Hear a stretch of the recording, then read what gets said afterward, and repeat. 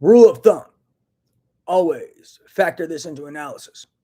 You're relying on information from known liars who have lied about everything since 2011, who have been stealing from me since 2011, committing crimes on me since 2011, who have been committing crimes on me on a regular basis, covert ones I didn't know about, and who have been committing other crimes that I do know about since late 2017, or at least since I got implanted, I've been finding out about stuff, and they've just been committing crimes every fucking day.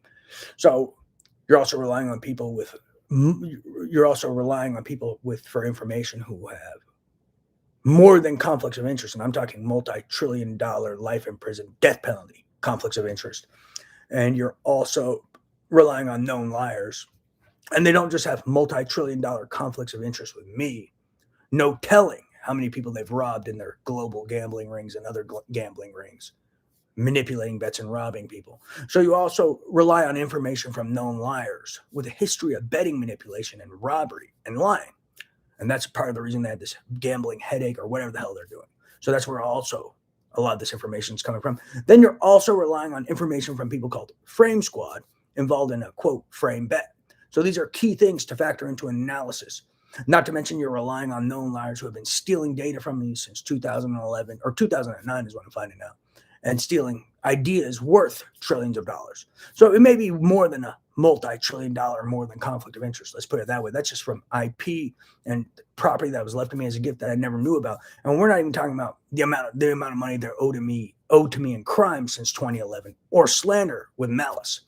Key point. So it may be a quadrillion or more dollar conflict of interest, not to mention life in prison and the death penalty, multiple life sentences in prison and potentially the death penalty.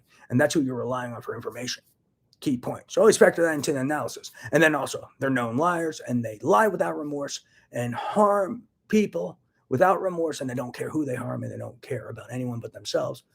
I mean, these people were under investigation and actually pulling people with families into their war or game while they knew they were under investigation for RICO, terrorism, and God knows what else, and knew some of these people had children, et cetera, and actually literally endangered people's lives, telling me it was some friendly game or a movie or blah, blah, blah, and trying to pull people into stuff, knowing that they were endangering people's lives, knowing that these people could get charged for RICO and terrorism and get their assets freezed and seized, and their family people, and their child could be put in foster care.